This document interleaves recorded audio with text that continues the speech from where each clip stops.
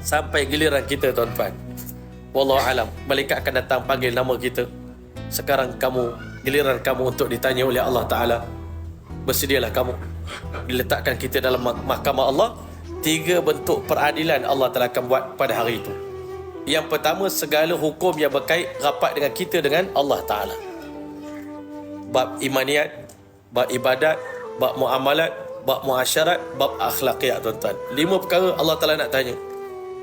Tuan-tuan mulia, sebelum kita nak jawab soalan Allah, Allah terbangkan dulu suhuf lembaran yang mencatat amalan kita. Tuan-tuan, ada 99 lembaran buku yang besarnya. Kalau dibukakan buku tersebut, tertutup timur dan barat. Allah Ta'ala beritahu, sebelum aku nak tanya apa-apa soalan, sekarang tolong baca buku kamu sendiri. This is your report.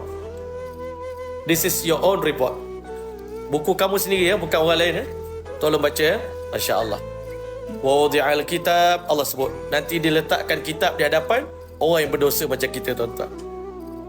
Wadi'al kitab fataral mujrimina mushfiqina mimma fihi wa yaquluna ya wailatana ma li hadzal kitab. Hari itu semua orang takut dengan buku dia. Semua orang gerun dengan buku masing-masing. Ya wailatana, celakalah kami, apa kena mengena dengan buku ni? Apa kena dengan buku ini? La yughadiru saghiratan wala kabiratan illa ahsaha. Tak tinggal dosa besar, dosa kecil, melainkan tulis dengan rapi, teliti. Di tempat mana, di waktu mana, dengan siapa, semua akan ditulis. Nanti di hari kiamat, hati rahsia hati manusia pun akan dibongkar oleh Allah. Hati kita ada hasad dengki, hati kita ada dendam, hati kita benci dengan orang, meluak dengan orang, mulut senyum, belakang hati ini, semua dibongkar oleh Allah Ta'ala rahsia hati. Di hari kiamat, Allah Ta'ala akan bongkarkan dosa besar, dosa kecil dengan siapa kita buat. Dan lebih menakutkan, tuan-tuan, hisab tersebut bukan dibuat di dalam mahkamah, tetapi secara terbuka. Semua orang boleh nampak dosa yang pernah kita buat, tuan-tuan. Dosanya pun ada.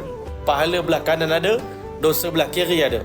Dia tengok belah kanan, kok ada member boleh tolong, rupanya pahala sedikit sangat bawa. Bukan tak ada, ada, tapi bahasa Urdu kata nahone ke barabar hai. Ada tapi macam tak ada pahala ni, tuan-tuan. Sikit sangat. Tapi bila tengok dosa, menimbun tinggi. Buat pahala tak ikhlas, tak khusyuk. Tapi buat dosa khusyuk. Bila pandang ke depan lautan neraka, Allah Subhanahu Wa Taala akan tanya satu persatu. Dan tuan-tuan, hari itu Allah kata, al-yawma nakhtimu ala afwahim. Hari di mana kami kunci bibir manusia. Yang menjawab pada hari itu, wa tukallimuna aydihim. Tangan manusia akan bercakap dengan Allah. Wa tashhadu arjuluhum bima kanu yaksibun. Kaki manusia akan menjadi saksi, ya Allah, pada hari sekian aku melangkah menuju ke tempat maksiat dan aku buat dosa bersama dengan kawan-kawan. Bayangannya dicerita